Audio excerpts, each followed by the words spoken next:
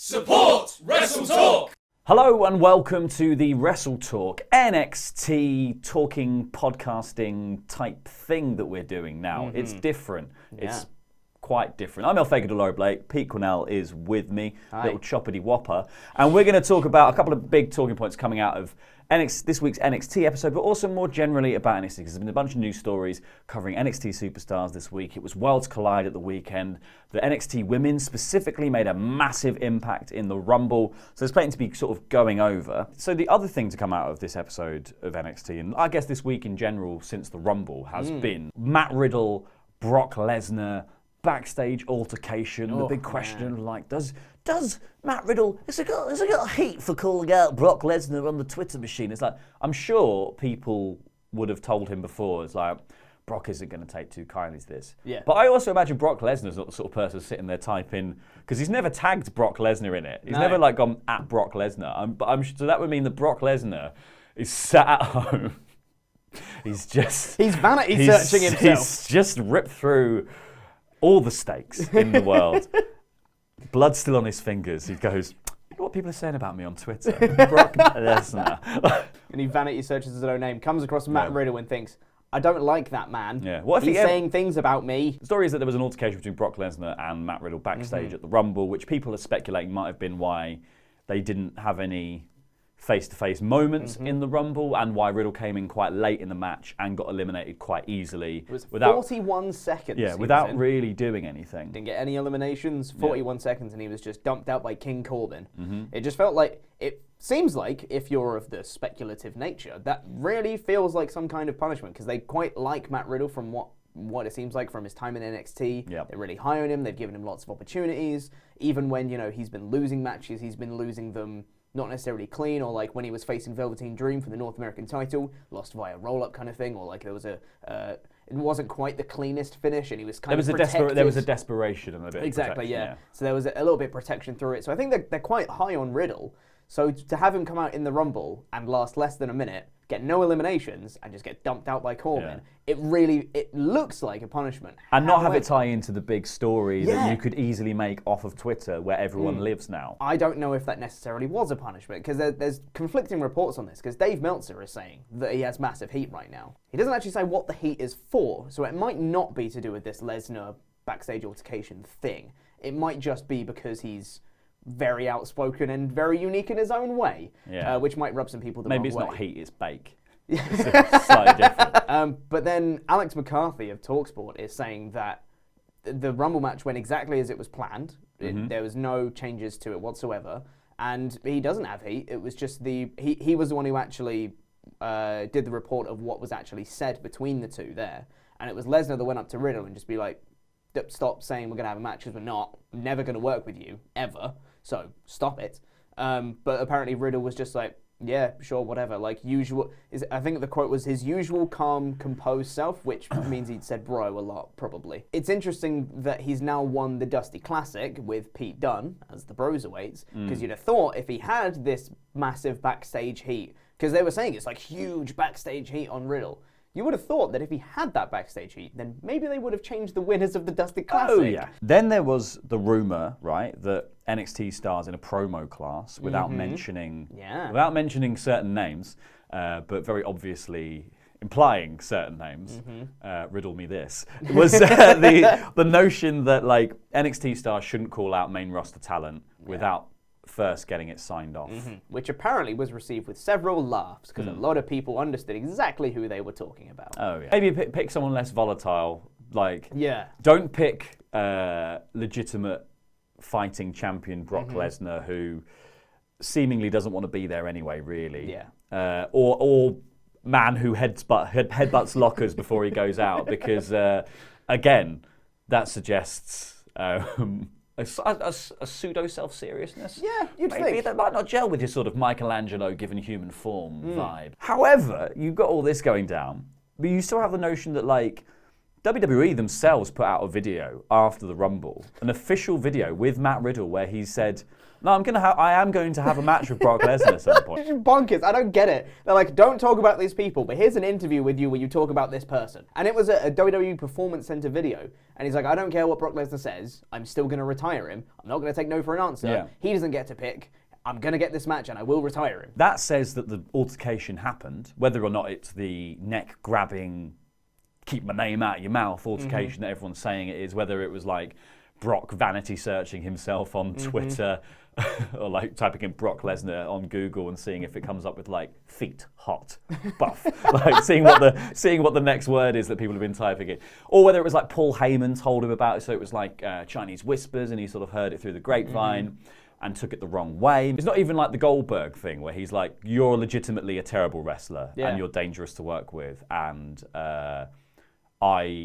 if we had a match in the ring, I'd run circles around you. It's not even that.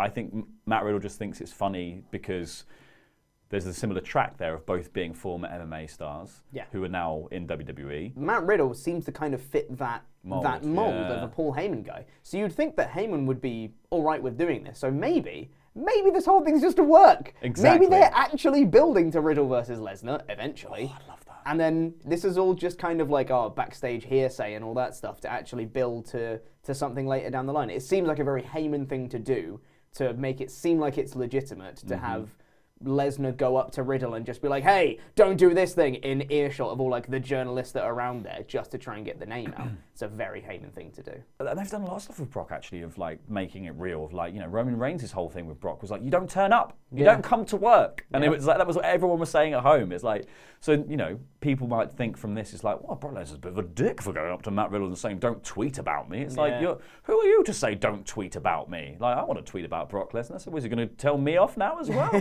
It clearly hasn't harmed him in NXT because he's the winner of the Dusty Cup, which, funnily enough, gets you a title shot at Takeover. Who would have thunk it? Yeah. Me and Simon sitting here for weeks going, but what's the point of it? Like, one, that trophy is obnoxiously large. And I know Americans like big trophies for things. I'll stick with the Ashes. Thank you very much. This tiny little trophy that they have in cricket. Like, yes, we've won! Yeah. It's like the Wrestle League trophy emoji trophy. Yeah, because you can put That's the perfect size. You could put it in a pocket and you can take it home. But then also when you have a trophy cabinet, it's not a one trophy cabinet. It's a cabinet for trophies. I was going to say, you don't need a cabinet for a trophy. Yeah, exactly. You need multiple. You can get multiple trophies in one normal size cabinet, and it saves you multiple trips to IKEA. This week they're like, they're going to get a title shot at Takeover Portland against the Undisputed Era. Great stuff. Love that. Yep. I now understand why they didn't mention that prize beforehand, because otherwise the Undisputed Era would have been winning a title shot against themselves. Yes. But I mean, Brock entered the Rumble. Right? But Brock could have chosen the Fiend. It's true. So if Brock wins the Rumble, Brock wins the Rumble, God forbid, Brock could then just go, well, I also want to be Universal Champion again. I want to be the WWE Champion Universal. The WWE Universal Champion. Yep. Yeah. So he could do that. There's no other option. Like the title shot is for the tag belts. Yeah. So they would just be like, well, that's that business scene too. That's done. That little plot hole that we had, that's fixed. Unless we want to really stretch the boundaries of the Freebird rules, and Adam Cole and Roderick Strong face Kyle and Bobby for the titles in a, well, if you win it, we still got it, it's fine match. NXT TakeOver Portland is now the only item on the docket for NXT. Before we were like, there's probably a Rumble that we've got to do stuff for. We've also got to do Worlds Collide, and it kept being like, Finn Balor specifically was like, oh, Johnny Gargano, I hate you, Johnny, but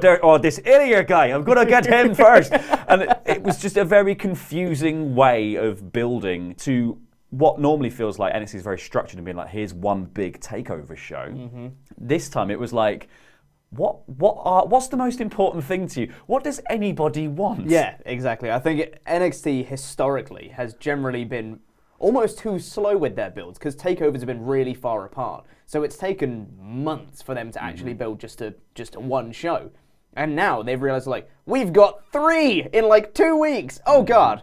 So now they've done, luckily Worlds Collide is now out the way, even though it was still kind of sort of continued with the Finn Balor Trent Seven match on this one, which was set up at Worlds Collide. But at least that's now building to Gargano versus Balor, which is very set in stone. And now we can do Ciampa versus Cole, which is set in stone now, even though that's kind of been teased for months, but they've been like, no, we're not going to do it yet. We've got other things to do first, and then we're going to do Worlds Collide first, so we need to build DIY first for that.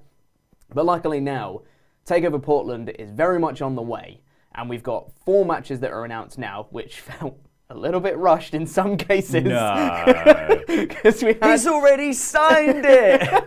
He did it while you were looking, wasn't he? Adam Cole. He doesn't mind. Cole runs out to the ring just being like, you Ciampa, you scoundrel. And Regal's like, oh, by the way, guys, there's a contract. He's already signed it. Just so you know, there is a match happening in Portland. I tricked him. I mean, this was great. It was a great segment. I thought this whole, it was a fantastic Ciampa saying segment. he was going to go out there, get what he wanted. He takes a steel pipe, taps the scaffolding that for some reason they're by some shelves with Kathy Kelly. We go to the break, come back, and he's knocked out Bobby Fish, Kyle O'Reilly, and Roderick Strong on the outside, who are doing their best "I am a dead body" impression.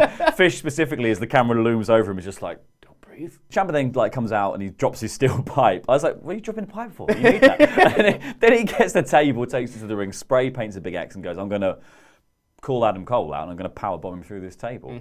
Great stuff. Love it. Adam Cole. Then I thought it was brilliantly played where Regal comes out and says he's already signed the contract, doesn't care who he's taking on at Takeover, so I'll bring this down. And he's like, whoa, I'll take it down. I'll take it down. I'm confident. I'm Adam Cole, baby. I don't mind. I am the best champion in NXT. Tries to get in the ring and immediately goes for a cheap shot on Ciampa. I really liked it because Ciampa was saying, you're going to walk down this aisle, you're going to go up those steps, you're going to get in that ring, I'm going to beat your ass, and I'm going to put you through the table. And Cole was like, yeah, I'm Adam Cole. I tell you what I'm going to do. I'm going to walk down this aisle. I'm going to go up those steps and then just go straight for like a mic hit onto Ciampa. They've been saying that it's Ciampa versus Cole at Portland in everything but form until now. And it's like, well, this is just because Undisputed Era have been hooked up with Imperium in a sort of feud that I wouldn't say ended at Worlds Collide in the sense that Imperium invaded. They invaded Takeover Blackpool 2. Imperium invaded NXT last week. They have the match. Imperium win on a man down as well because Wolf got knocked out during the match, which is amazing. And it's so well done of all the guys to manage to finish that match. It was great. Clearly, and clearly there was bits where they were struggling because it was there were so many spots they were doing where he was obviously probably going to be an integral part. They managed to make it feel pretty damn seamless, and it's still an amazing show. But that also subtly changed the makeup of that match because you would assume from NXT history that Undisputed Era would be even though they're heels, the baby faces in that match. They're the more popular act. They're going to go over huge in the room. People are going to want them to win. But because Imperium were one man down, suddenly they're the baby faces. They're the underdogs in peril in this match. And it's like, they have Walter. Yeah. It's Walter just slapping the tits off anything that moves. It was so fun. I don't feel like there was a line drawn under that business. No. Nor did this episode of NXT make great pains to draw a line under it either. Yeah. So I wonder if they're keeping that for say if Ciampa wins the NXT Championship back, what's Cole's next program? Is it Cole versus Walter? Yeah, it could be something that comes back around, or it could very much be it was a house show. And it was just, hey, we've got Imperium versus Undisputed Era. Wasn't that a fun match? And then we just don't ever talk about it again. But again, if it's a house show, don't build to it. Yeah. Just do the show. No one minds seeing all these different components come together.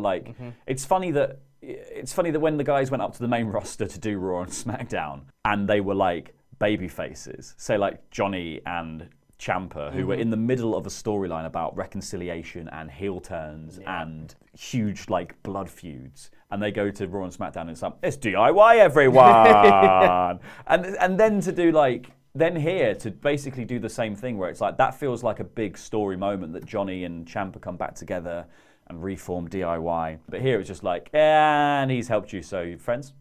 Yeah, friends, truth. Look, you're waving together. Friends, truth, yeah. I just thought that was it was almost a waste of a better story. Great match, fantastic match. Yeah. Very house showy, the Moustache Mountain DIY match. But yeah, now Johnny and Ciampa have finished being mates, and Johnny can go on to face Finn Balor.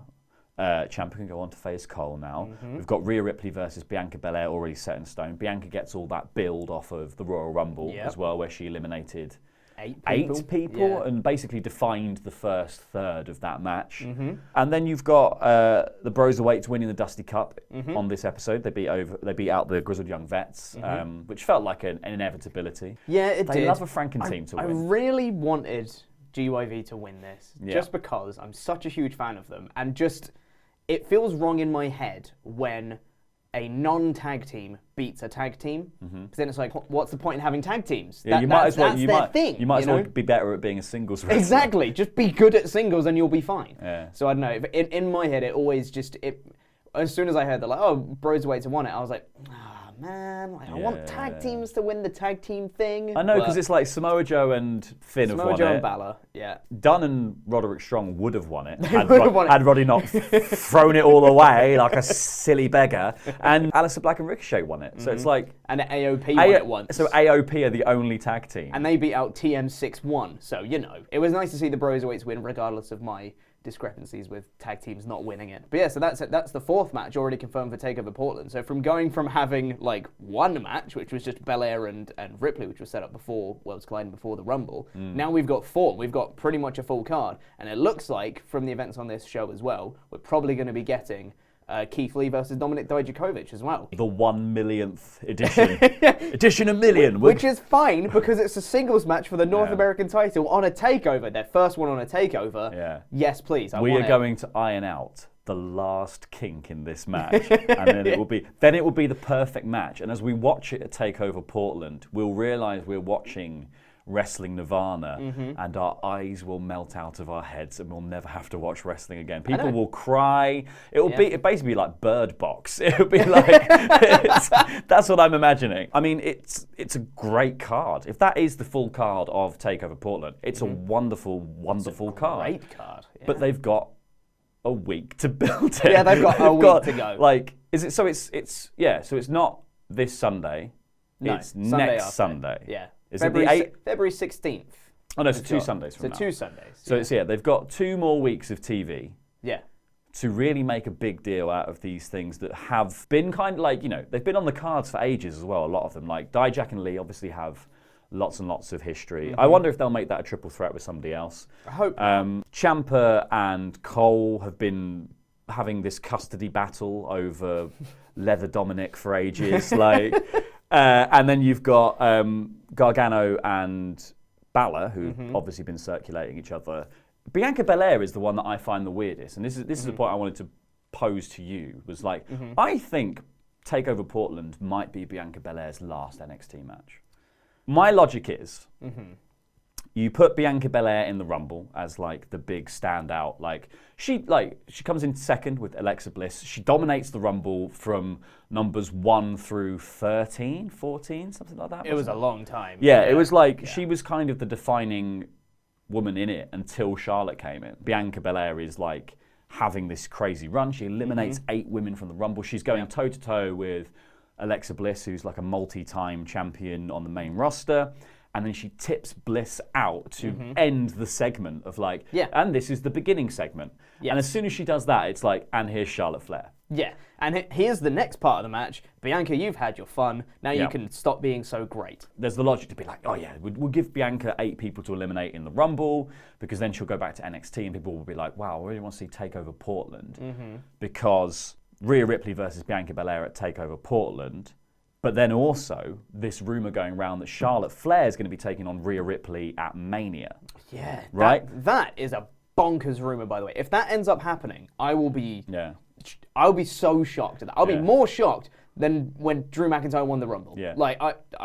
I can't see them doing that at all. But in the crazy relay race that is wrestling, right, in which it's like you build up some momentum, and then you hand the baton off to somebody else, and they take all of your momentum with them and go like, I've got it now, I'm the champion. And this is it. Like, it's like Bianca Belair, 8 people in the Rumble. She's got the momentum. She runs into the match with Rhea Ripley. Rhea Ripley beats Bianca Belair and goes, I've got the Rumble momentum. and then Charlotte Flair and her meet at Mania. And then does she beat Charlotte Flair and also now steal Charlotte's Rumble momentum from like, I won the Rumble. I've got 2 batons. I've got 2 batons.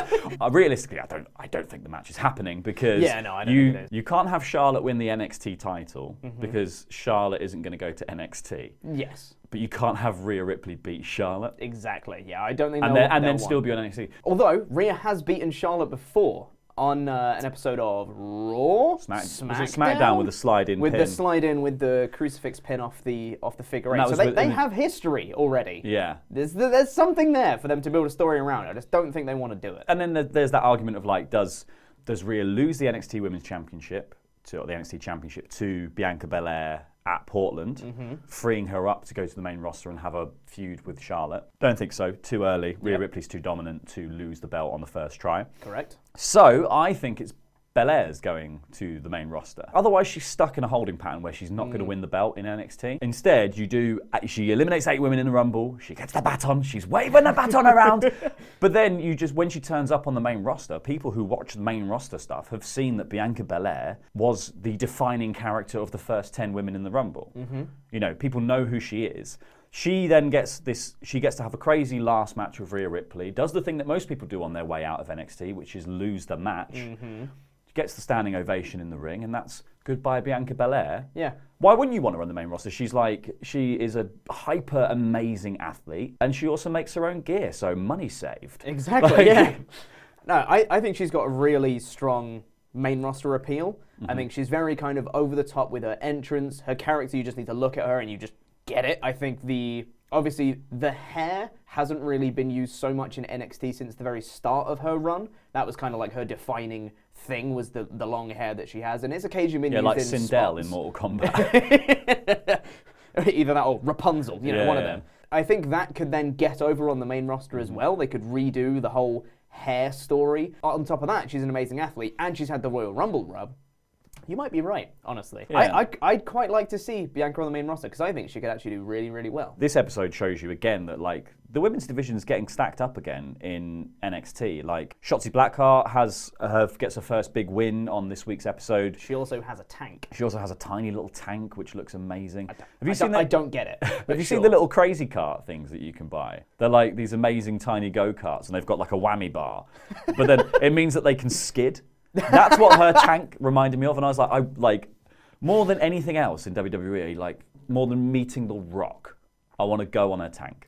Like that's now my number one thing I want. She gets this match against Deonna Purrazzo, which was set up with a freaking terrible backstage beatdown. Did you see it? That's what you get when you mess with Donnie. You mess with the wrong woman, Shotzi. I'll push you lightly into a door.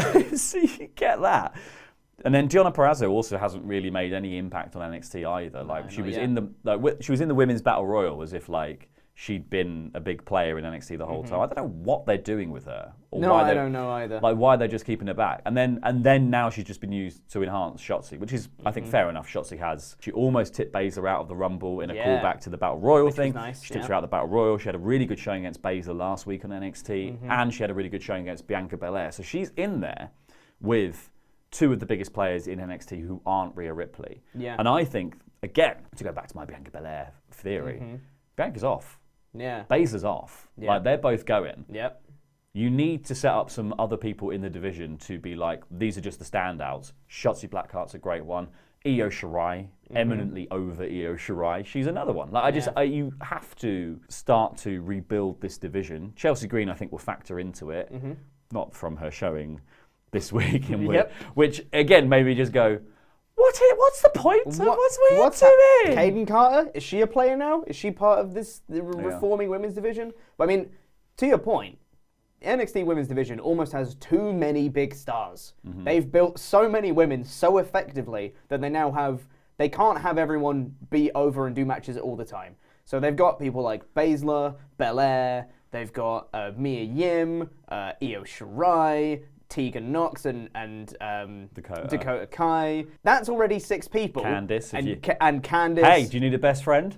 Do you need a best friend at short notice? I feel like this week's episode was an attempt to bring a bunch of women to the fore. Because there were 3 women's matches. It was an attempt to give the division some people to fall back on once people leave. And I'm convinced by it, Pete. I'm just convinced they're going. We also have rushed the Dakota Kai Tegan Knox feud. Oh, God, that was weird, wasn't it? Yeah. That was just a blow-off match that lasted, what, 5 minutes? 10 minutes? It was not a long match. Kai looked like a bloody idiot as well. Yeah, like she totally. she couldn't hit her with anything. She was like, and the brace, no, and the chair, no, and the brace, and the chair. And then it was like, and the Candice, and it's like, oh no. And then she gets braced, and then she gets the shiniest wizard. And it's like, well, what are we doing now? Are we having a Tegan Knox, Candice LeRae tag team? I'm hoping, because it ended in a sort of schmozzy finish where there was the knee brace and a pin off a match that wasn't a no DQ match, I'm hoping we might do like a no DQ match between them where they can just use all this stuff, all the chairs and the knee braces and all that jazz, and we can have a full kind of big blow off to this feud, because this feels really rushed and really not worthy of the story that was being told before. But I think it's because the Dakota Kai heel turn hasn't worked in the way that they were hoping it would. I think she got molten heat at War Games for doing it. But then when she came out and had the match after the heel turn, like people just didn't care. Like I think they were expecting Ciampa and Johnny boos, but they didn't build Team Kick effectively enough. They didn't give they should have done those two win the women's tag championships off of Sane and Asuka, but obviously you don't really want to take that away from I want a parallel universe in which if you win the championship, you also just have the championship, and eventually it spreads like a plague, it's like a virus. So everyone can get the rub. But some world in which they team together, maybe they have a series of matches with them to really put them over and cement them as a team. Like it always felt like we were talking about Kai and Knox as best friends, but never seeing them as best friends. But because obviously at various different points in their career, one or multiple of their knees were just exploded. Exactly. So that was they could never be in the ring together, because it was like the witches in Hercules. They were passing the one good knee around between them to be like, let me have a go on the knee this week then. Okay, I'm fine. We'll get in the ring. So when we come to do this whole bit of this is a really big deal match, didn't feel like anything. That's what we got time for, discussing NXT this week, the show that happened, Worlds Collide, the Rumble, and the general sort of backstage news gatherings. Let us know if you like this version of the NXT long-form live, not live show, because we're putting this out after the thing. And also click the videos that have appeared on screen now to watch more awesome WrestleTalk stuff. I've been Fakidor, that's Chopper Pete Quinnell, that was NXT.